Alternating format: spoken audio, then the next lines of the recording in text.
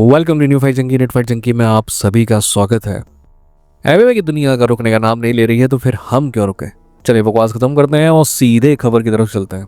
By the way, पहली खबर के बारे में बात करूं उससे पहले आप सभी से रिक्वेस्ट है कि सब्सक्राइब करके बेल आइकन पर क्लिक करिए, क्योंकि ये कॉम्बैट स्पोर्ट का इंडिया में सबसे बेहतरीन चैनल है। मेरा वादा है कि जब भी आप वीडियो देखकर उठेंगे तो आपके पास पहले से ज़्यादा नॉलेज होगा। अगर इस वादे में मैं खरा नहीं उतरता हूँ तो 4 गालियाँ दीजिएगा और अनसब्सक्राइब करने की आपको पूरी आज़ादी है, ठीक। पहली खबर इस्लाम मकाचेव और इलिया टुपुरिया को लेकर है। दोस्त, इलिया टुपुरिया को आता है कि न्यूज़ में कैसे बने रहे। वो कान को राइट हैंड साइड से पकड़े या लेफ्ट हैंड साइड से पकड़े, खबर दोनों हिस्सों में बनती है। वो जब तक फाइट के लिए पीछे पड़ा हुआ था इस्लाम मकाचेव के, तब भी खबर थी। जब इस्लाम मकाचेव ने विकेट कर दिया तब भी खबर है। और इलिया टुपुरिया का मानना है कि खबर तभी बनती है जब वो इस्लाम मकाचेव का नाम ले, इसलिए अभी भी खबर है। इलिया टुपुरिया का यह कहना है कि अगर इस्लाम मकाचेव 170 पाउंड का टाइटल हारता है और वापस से 155 पाउंड में आता है तो उसको वैसे ही वेट कराएगा फाइट के लिए जैसा कि इस्लाम ने उसको कराया।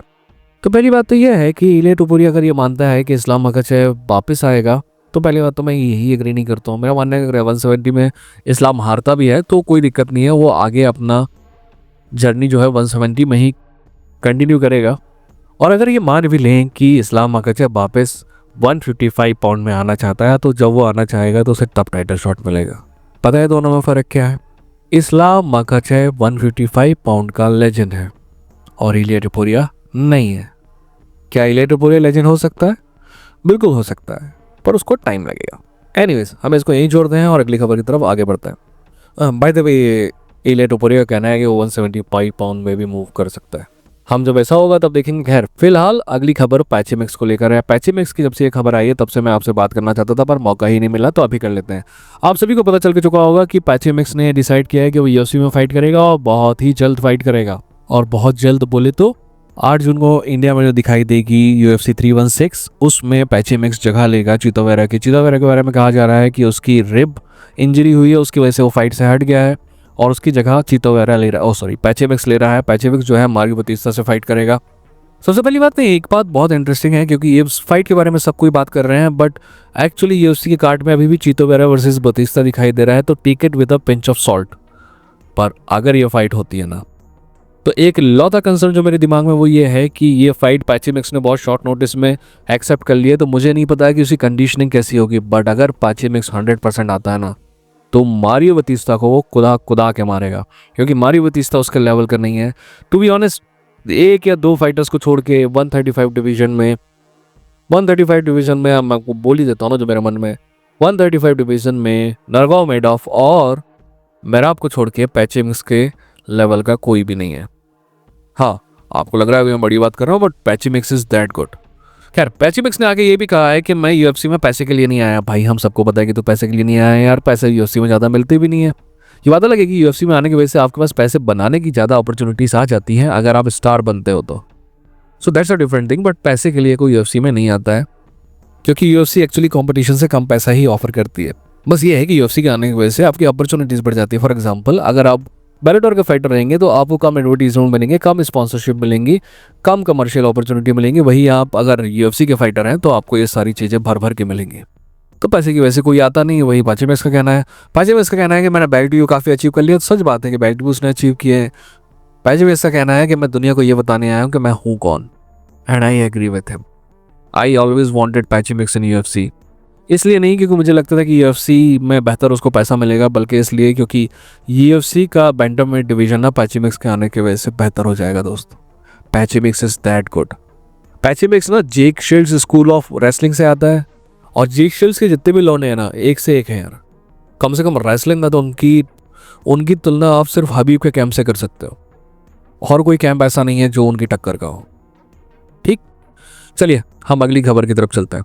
नेक्स्ट खबर माइकल मोरालेस को लेकर है। माइकल मोरालेस का परफॉर्मेंस संडे के सुपर वाली फाइट में शानदार था।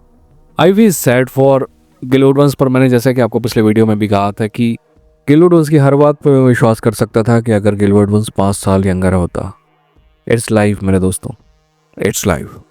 सबसे अजीब सी बात, सबसे इंटरेस्टिंग बात कम कहेंगे तो वो मुझे ये लगी कि माइकल मोरालेस ने एक्चुअली क्लीन शॉट सहन किया गिलबर्ट बर्न्स का। गिलबर्ट बर्न्स का शॉट जो है खतरनाक होता है, but Michael Morales is good, is very very very good. Michael Morales का कहना है कि वो नेक्स्ट फाइट इयान गैरी से करना चाहता है। मुझे नहीं लगता कि इयान गैरी वाली फाइट उसको नेक्स्ट मिलने वाली है, बनस्बत कि इयान गैरी कोई चुतियापा कर दे और ये फाइट एक्सेप्ट कर ले, जैसे कि वो शॉर्ट नोटिस फाइट एक्सेप्ट करते रहा है। I don't think so that he should do this. इस बात पे तो मुझे मतलब देखिए, अगर आप मुझसे कहीं पूछेंगे ना कि Ian Gary fully developed fighter है, तो मैं कहूँगा नहीं, फुल्ली डेवलप्ड फाइटर नहीं है। पर क्या इयान गैरिस के पास बॉल्स हैं? दोस्त, इयान गैरी के पास 2-4 आदमियों की बॉल्स हैं। ही इज़ वेरी वेरी बॉल्सी, और क्या कहें हम। इसीलिए मेरे को डर लगता है कि कहीं वो ये फाइट एक्सेप्ट ना कर ले। ये फाइट एक्सेप्ट करना उसके लिए बहुत दिक्कत वाला होगा, क्योंकि इस फाइट को जीतने से उसको कुछ ज़्यादा मिलेगा नहीं, पर हारने से बहुत कुछ खो देगा वो। So I hope that he doesn't accept this fight. और मेरे को लगता है कि माइकल मॉरेल्स को एक और फाइट करनी चाहिए टॉप 10 में। उसके बाद अगर वो मांगता है इयान गैरी को, तो I will find that fair. Okay, ठीक है, हम अगली खबर की तरफ चलते हैं। अगली खबर इतनी ज़्यादा इंपॉर्टेंट नहीं है, पर फिर भी सुन लो। नेट डियाज और जॉन जोन्स, अगर आपको पता नहीं है तो रशिया में एक शो कर रहे थे जो कि नकल है अल्टीमेट फाइटर की। एक तरफ कोचिंग कर रहा था नेट डियाज, दूसरी तरफ कोचिंग कर रहा था जॉन जोन्स। नेट डियाज का किसी से लफड़ा हुआ, नेट डियाज ने उसको स्टोंगडर स्लैप किया और अब नेट डियाज सेट के शो से गायब है। इंटरेस्टिंग बात यह है कि दूसरी तरफ जॉन जोन्स भी गायब है। तो मेरे को दया आती है उन शो के प्रोड्यूसर्स पे जिनने इन दोनों को हायर किया, क्योंकि दोनों के दोनों एक्सट्रीमली मर्क्यूरियल हैं। इनका मूड कब क्या करने का कर जाए किसी के बाप को नहीं पता है। इसलिए मैं हमेशा कहता हूँ डियाज ब्रदर्स के बारे में, अगर डियाज ब्रदर्स बोले ना कि बाहर निकल मैं मारूंगा तेरे को, तो हरामी इतने हैं कि बाहर निकल के आपका वेट करेंगे। That's why people love them and that's what make them unpredictable. भैया अनप्रिडिक्टेबल था कि वो पूरा शो करता कि नहीं करता। आपको खुश रखना था नेट डियाज को, चाहे कुछ भी करना पड़े आपको। This is extremely unprofessional behaviour, but what can I say, what did you guys expected. Anyways यार, कुछ ज़्यादा खबरें नहीं है, कल मिलते हैं अगर कुछ बड़ी खबर आती है, ठीक है ना। तब तक अपना ख्याल रखिए, अपनों का ख्याल रखिए। ये था नीट फाइट जंकी, लड़ेंगे जीतेंगे।